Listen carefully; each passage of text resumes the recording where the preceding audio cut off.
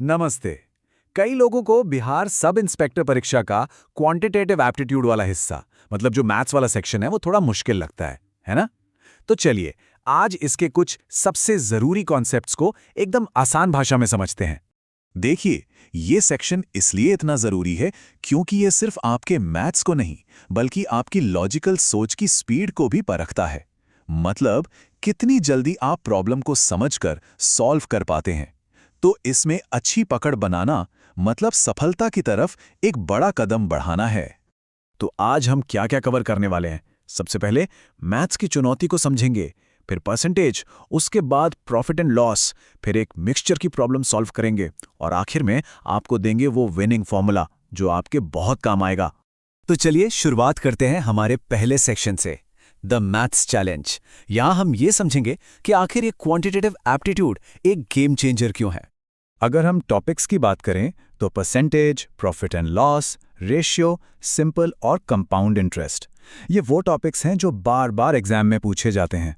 और आज हम अपना पूरा ध्यान रखेंगे परसेंटेज और प्रॉफिट लॉस पर, क्योंकि सच कहूं तो ये पूरे अरिथमेटिक की नींव हैं। तो ठीक है, सबसे पहले बात करते हैं परसेंटेज की।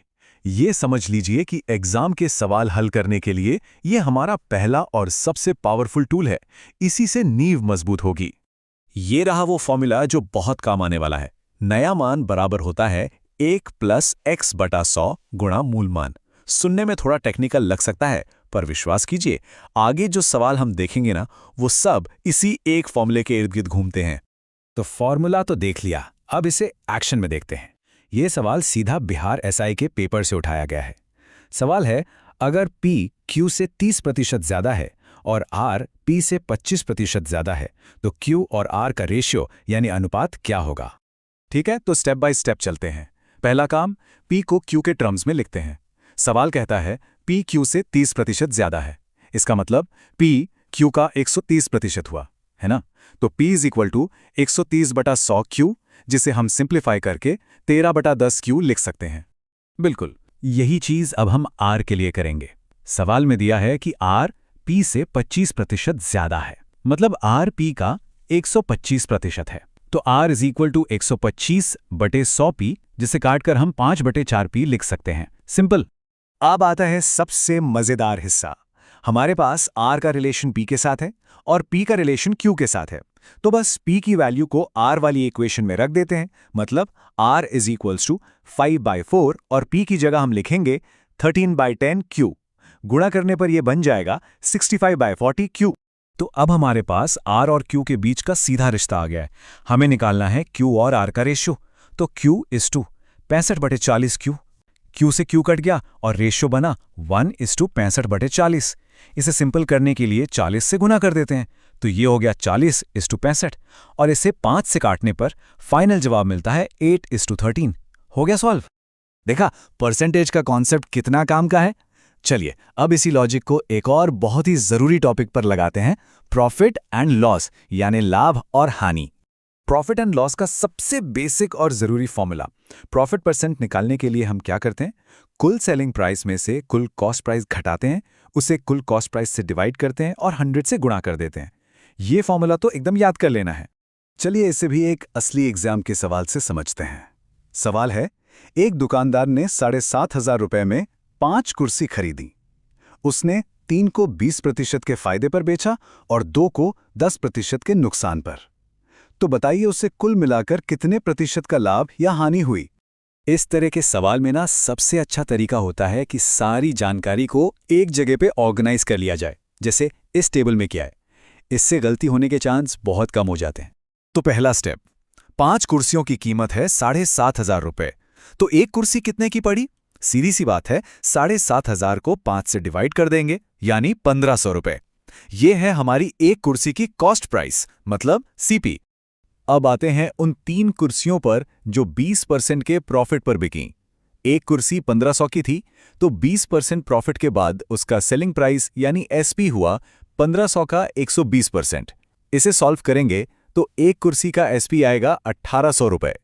तो 3 कुर्सियों का टोटल SP हो गया 3 × 1,800 यानी 5,400 रुपए। अब बाकी की 2 कुर्सियों का हिसाब लगाते हैं जो 10% के नुकसान पर बिकी। 1500 रुपए की कुर्सी पर 10% का नुकसान, मतलब वो बिकी 90% कीमत पर। तो एक कुर्सी का एसपी हुआ 1500 का 90%, यानी 1350 रुपए। दो कुर्सियों का टोटल एसपी हो गया 2 गुणा 1350, मतलब 2700 रुपए। चलिए अब सब कुछ एक साथ रखते हैं। टोटल कॉस्ट प्राइस था 60,500 रुपए और टोटल सेलिंग प्राइस कितना हुआ? 5400 रुपए प्रॉफिट वाली कुर्सियों से और 2700 रुपए लॉस वाली कुर्सियों से, यानी कुल 8100 रुपए। तो प्रॉफिट हुआ 8100 माइनस 7500, यानी 600 रुपए का। अब इसे परसेंट में बदल देते हैं। 600 बटा 7500 गुणा 100, और ये आ गया 8% प्रॉफिट। बिल्कुल सही। तो परसेंटेज समझ लिया, प्रॉफिट लॉस भी देख लिया। अब बारी है एक असली चैलेंज की, एक ऐसा सवाल जिसमें ये दोनों कॉन्सेप्ट्स एक साथ इस्तेमाल होंगे। इसे कहते हैं मिक्सचर प्रॉब्लम। सवाल थोड़ा लंबा है, ध्यान से सुनिएगा। एक तरह का अनाज है जो 84 रुपए प्रति किलो बिकता है 20% प्रॉफिट पर। दूसरा अनाज है जो 72 रुपए प्रति किलो बिकता है, उस पर भी 20% प्रॉफिट है। अब इन दोनों को 3:2 के रेशियो में मिलाया जाता है और मिक्सचर को 78 रुपए प्रति किलो बेचा जाता है। तो बताना है कि इस मिक्सचर पर प्रॉफिट परसेंट कितना होगा। सुनने में भले ही कॉम्प्लेक्स लगे, पर है ये भी आसान। तो पहला काम क्या है? हमें दोनों अनाजों का कॉस्ट प्राइस यानी सीपी निकालना होगा। हमें सेलिंग प्राइस और प्रॉफिट परसेंट पता है। तो पहले अनाज का सीपी होगा 84 गुणा 100 भागा 120, जो आता है 70 रुपए, और दूसरे अनाज का सीपी होगा 72 गुणा 100 भागा 120, जो आएगा 60 रुपए। ये हमारा पहला स्टेप पूरा हुआ। अब हमें मिक्सचर का मीन कॉस्ट प्राइस निकालना है। पहले अनाज के 3 हिस्से लिए और दूसरे के 2, तो मीन सीपी होगा 3 गुणा 70 प्लस 2 गुणा 60, और इसे हम टोटल हिस्से यानी 5 से डिवाइड कर देंगे। तो ये हुआ 210 प्लस 120 बटा 5, मतलब 330 बटा 5, जो कि होता है 66 रुपए। तो मिक्सचर की औसत लागत 66 रुपए प्रति किलो है। बस अब हम आखिरी स्टेप पर हैं। मिक्सचर का कॉस्ट प्राइस है 66 रुपए और सेलिंग प्राइस है 78 रुपए। तो प्रॉफिट कितना हुआ? 78 माइनस 66 बराबर 12 रुपए। अब इसका परसेंट निकाल लेते हैं। 12 बटे 66 गुणा 100। इसे सॉल्व करेंगे तो जवाब आएगा 18.18%। देखा, कितना भी मुश्किल सवाल हो स्टेप्स में तोड़ने से आसान हो जाता है। तो चलिए अब जल्दी से उन फॉर्मूलों को एक बार फिर से देख लेते हैं जो एग्जाम में इन सवालों को तेजी से और सही सही सॉल्व करने में हमारी मदद करेंगे। ये 3 फॉर्मूले, इन्हें तो एकदम दिमाग में बिठा लेना है। पहला परसेंटेज चेंज के लिए, दूसरा प्रॉफिट परसेंट निकालने के लिए, और तीसरा सेलिंग प्राइस से कॉस्ट प्राइस निकालने के लिए। ये तीनों क्वांटिटेटिव एप्टीट्यूड के सेक्शन के लिए आपके सबसे बड़े हथियार हैं। तो अब सवाल यह है कि अगला कौन सा टॉपिक प्रैक्टिस करना है, क्योंकि देखिए कॉन्सेप्ट समझना एक बात है, लेकिन असली मास्टरी तो प्रैक्टिस से ही आती है। तो सोचिए कि किस तरह की समस्या पर ज्यादा काम करने की जरूरत है और लग जाइए। All the best.